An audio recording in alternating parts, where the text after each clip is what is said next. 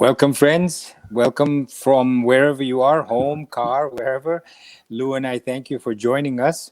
One of 43 countries, by the way. Our podcasts have been listened to in over 40 countries. Wow, that's amazing. I'm so happy. I mean, I love to make new friends. And yeah, if you write to me from wherever you are, Lou keeps track of who's calling in, who's logging in from which country and stuff like that. And I always find that fascinating. But if you would write to me on Facebook Messenger or whatever, I'd love to communicate with you. Some people write, they have questions, they have comments, and I try and reply every time. Yes, if you're listening on our podcast on Apple Podcasts or Google Podcasts or Spotify or any of the other outlets, head over to our Facebook page, Gita, Memoirs of a Psychiatrist, and you can contact us through there, either through a direct message or comment on the episode that you want to comment on. We'll get there. So today we're going to be talking about the qualities of Brahman. And you may say, how can God have qualities? You know, what are you talking about? And it's a relevant question. And let's see first what the verse says and then take it from there. So the verse actually says, chapter 13, verse 14 says, with hands and feet everywhere, with eyes, heads, and mouths everywhere, with ears everywhere, that exists in the world, enveloping everything. So recognize that when you say this, it really makes no sense at all. People say, what is this? And just as an aside, you know, I went into psychiatry when I was very, very young. And then at some point I read, and if you remember, if you've ever read or seen my videos on Memoirs of a Psychiatrist, I was fascinated. This is what made me go into psychiatry in the first place. I was fascinated after reading Freud's book, Interpretation of Dreams. And I was very fascinated by psychoanalysis. So in the mid-70s, when I was still a very young man, I went to a very classical psychoanalyst, Freudian, who were dwindling by that time. Psychopharmacology was coming about. Everybody was being treated with medication. But I wanted to see what psychoanalysis was all about. So I went 5 times a week, lying on a couch, interpreting dreams, my own dreams, and interpreting my own feelings, psyche, thoughts, etc. So I learned a lot about interpreting dreams myself. And those of you who are interested could read Freud's book, Psychoanalysis, and read about interpretation of dreams.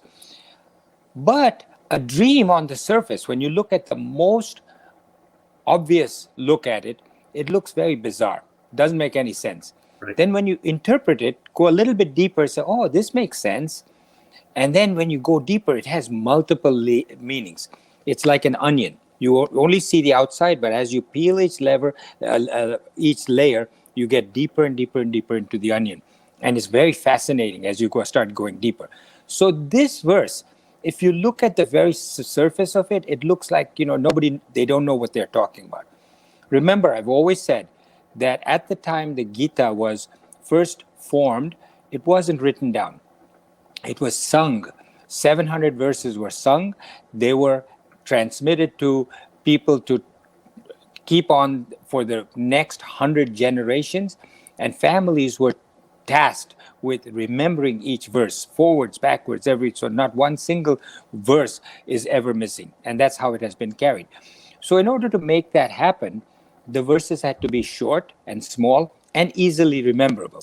So when you say a verse like, with eyes everywhere, hands and feet everywhere, mouths everywhere, heads everywhere, it's easy to remember, it's short, but it doesn't make much sense.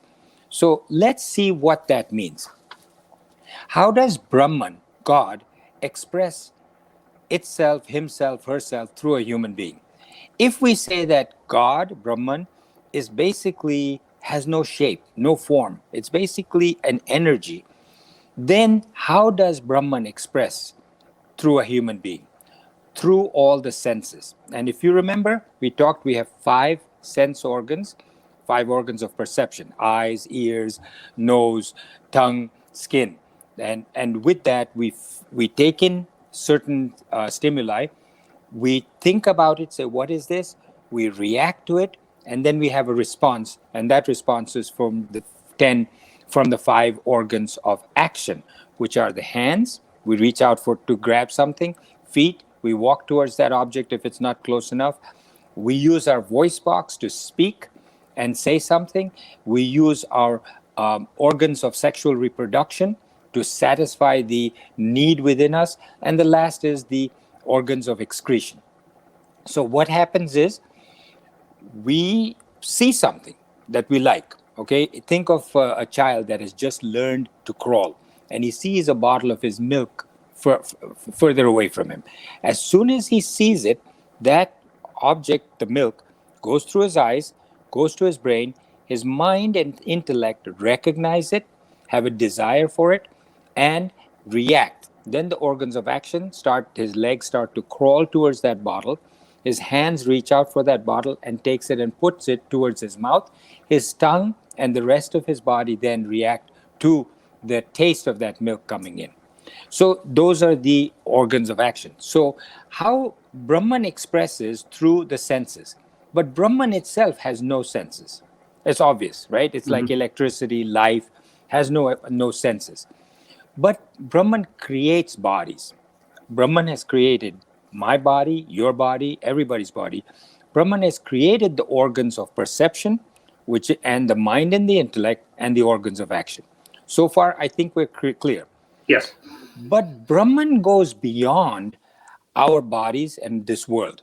So if we say Brahman actually has created this world, we say, okay, so Brahman is this earth, trees, elephants, hippopotamus, human beings, insects. No, it goes way beyond every part of this entire universe, and everything wherever till infinity is Brahman. That's what the scriptures say.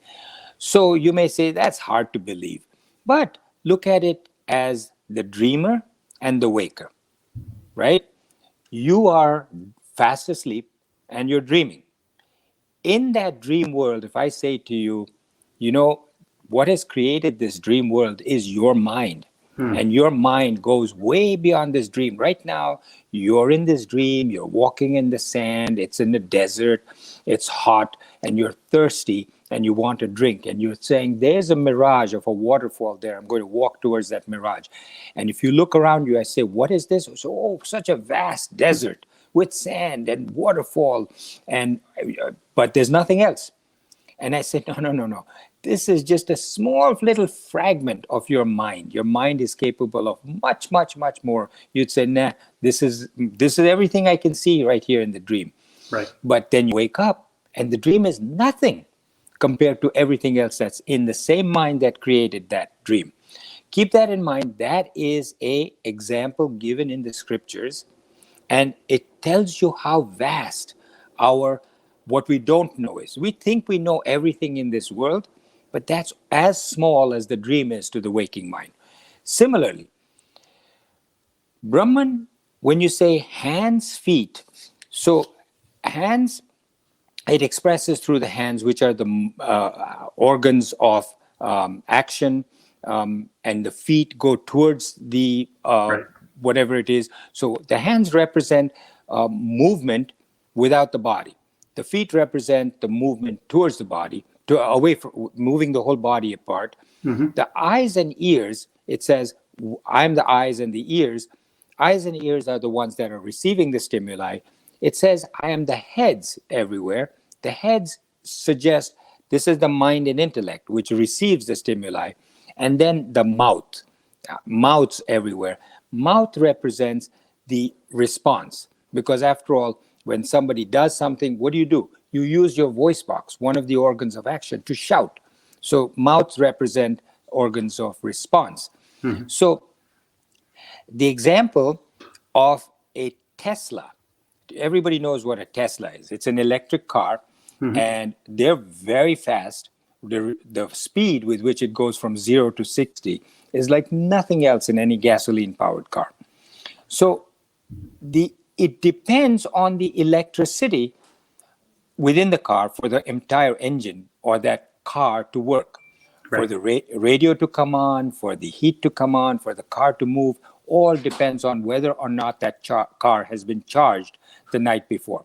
Once there's enough electricity, the car will move. Now, other car makers have also come up with cars. Ford, for instance, has come up with a small electric car. It also moves with electricity, but it doesn't move at the same level or speed or power as the largest Tesla there is. Right. So the electricity is the same. The cars are different. Tesla is more powerful. The small Ford is less powerful. I'm giving you the analogy because I'm saying, look, human beings are different. The body may be different. One large, 6 foot 5 inches, and the other like 5 foot 6 inches. But the mind and the intellect are different in the two. Okay, keep this clearly in mind. The body represents the large model of the car. The mind and intellect represents the engine within that car. So you have a fast, big, powerful Tesla with a big battery and a small Ford with a small battery. The electricity is the same in both places. The small Ford, you just want to play a trick. You take the big engine out of the Tesla and you put it in the Ford instead.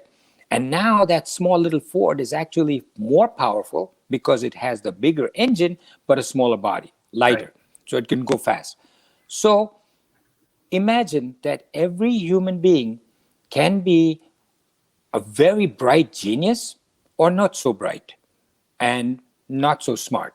So the Brahman is the same in every human being, but the body may be big, and that is based on a lot of other things, based on previous lives, what karma you've done to say what kind of a body are you going to get this time.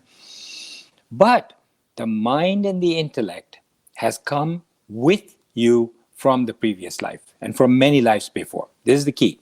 That engine has come with you. And if you were practiced in terms of certain things that you came with from before, then that is going to come with you. For example, the monk Shankaracharya, I've mentioned him many times before, when he was just a young boy of 7, he said to his mother, I'm leaving. And he decided to leave, and everybody was shocked, but they knew that from a very early age, he was extremely spiritual. And you could tell just by looking at him, listening to him, that he knew the scriptures and that he had brought with him from a previous life a very much highly evolved mind and intellect. And he became self realized very quickly and then spent the rest of his life imparting that knowledge to the world. Beethoven, from a Western standpoint, played the symphony at age 7 or something like that, very, very early. He was playing a symphony, and everybody was shocked. They said child prodigy. And we've heard this, we've seen it. If you go to YouTube, you'll find lots and lots of stories of child prodigies. And people are shocked to say, how can a 2-year-old or a 3-year-old do something like this? However, if you think of this as the mind and intellect having taken all of this in, absorbed it, and then bringing it with the mind and intellect to the next life, then you can imagine. So so there are 3 points that I made here. One is that the electricity in a Tesla is the same. It has no desire. The Brahman within us may respond because of our mind and intellect having to decide what it wants. But the Brahman has no desires. We have the desires. Our Right. mind, our intellect has the desires. So let's say my previous life, I was fixated on wealth, money, alcohol, food, beauty, power, pleasures of the body. When I come to this life, whatever I had brought with me, and I don't bring everything, by the way, not all the vasanas come at the same time. If you have 900 vasanas, you might only come to this life with few of them. The rest are sort of dormant. They come out at the next life. But let's say my desire for money and power come with me into this life. Then from an early age, usually around age 12 or so, at an early age is when those desires start manifesting themselves. Sometimes much earlier, like in Beethoven's case or Shankaracharya's case, at age 2 or 3 or 7, you'll start to see those vasanas show themselves. So At a very early age, that person starts to show desires for money or power. But the Brahman itself has no desires. Whatever you brought with you, brought that. So, using the example of electricity, the engine is the same in the mind and the intellect. Electricity is the same, the engine is different. So you cannot hold the engine or you cannot hold electricity responsible for how the Tesla is driven. Right. So you have two Teslas, identical, both with fully charged, going out on a journey on the same highway. One gets into an accident, the other one goes scot-free. You don't say to the electricity in the Tesla, what is wrong with you? Look at that car. It went, nothing happened. And you brought me down. I got into the accident. You're the driver. You didn't drive it properly. Something happened. It's not the electricity. Even if the computer on board fails and crashes you into a truck, it's still not the electricity. It's the computer's fault. So it's your mind and intellect that makes you do something. That's what we call free will or will. Don't blame. People say it's all my karma. Possibly, but definitely not Brahman. Not Brahman that is causing you to do this. People often say, my fate is bad. God is upset with me. Brahman is angry with me. I have to appease Brahman. I have to do some rituals. I have to do some pujas. Or they say, I'm blessed. That car got into an accident. I came straight through. My electricity is blessed. Or God blesses me. Everybody else suffered, but I didn't suffer. Brahman doesn't do that. Your karmas determine what is going to happen with you, and your mind and intellect decides what kind of risk you take and what happens to you. So that's the second thing, that the electricity, the Brahman within yourself has no desires. Second is, you cannot hold Brahman or electricity responsible for what happens to you. You are responsible. Your mind, your intellect, your vasanas, your karmas are responsible. And the last is that the mind and intellect focuses on one or two weaknesses from the vasanas that it brings with you from a previous life. And that is the reason for the fall, not your not Brahman within you, not your God. You can't say, my God is very powerful, nothing ever happens to me, or, I'm cursed or I'm blessed. That is all superstition and to be discarded as quickly as you can. So to summarize, Lou, help me out here. So I went on and on and on, didn't give you a chance to say anything. But to summarize, basically, Brahman, what we are talking about in verse 14 is the qualities of God, qualities of Brahman. And essentially what I'm saying is Brahman has no qualities in this respect. Brahman gives life to us, our bodies, our mind, our intellect. It gives us the ability to have senses, to perceive different stimuli, to react to them, and then to give out responses. All of that is happening because of Brahman, but Brahman itself has no desires and does not have any wishes to do certain things or not do certain things. Haven't we discussed in past episodes that Brahman is not a doer? It does not provide impetus. It's just a source of energy, like electricity or like the car. I mean, you don't blame the gasoline for the car driving into a building. It has no intent. It's just powering the car. Yeah, I mean, yes. So the answer to your question is yes. We have discussed this in the past that Brahman is a witness. In Sanskrit, it's known as a sakshi. Sakshi means witness. Brahman is only looking. Brahman enlivens us to come to life. And then what we do is up to us. Brahman is only giving us that life and then witnessing what's going on, not punishing us depending on what we do. That our own karmas do. We punish ourselves or we get the rewards for it. Brahman doesn't do that. So you can't hold Brahman responsible for anything. This is a typical human response, isn't it? Oftentimes we give up control of our lives, in this case, to Brahman. We blame our outcomes on Brahman when actually it's our own actions and our own thoughts and our own decisions. And when we assume more control over our lives, the control we actually have, it can be healthy for us. Yes. So you're absolutely right. We blame Brahman or we thank Brahman. So imagine using the same analogy of the electricity. If your car, your Tesla, went beyond its capacity for electricity, my Tesla, I remember when I had a range of 300 miles, but it only used to go 200 and something miles because I had the radio on and the heat on and everything else. If I ran out of electricity, power, charge, and I never did, thank goodness, but if I ran out of it and there was to be an accident further on, I don't say, oh my goodness, this electricity really looked out for me. This electricity ran out. Had I gone half a mile further, I would have been involved in that multi-car crash over there. Electricity really looked out for me. No, that electricity just happened to fail at that time because you didn't charge it properly. Same thing with Brahman. Comes into your life, does things, you are doing the things. Whatever happens or doesn't happen is because of you, your karma, your vasanas, your mind and intellect. Brahman has nothing to do with that. Yes.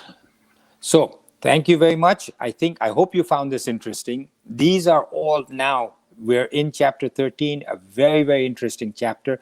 Wait till you see more verses of this kind. I hope to see you in the next episode. And I thank you very much for joining us today.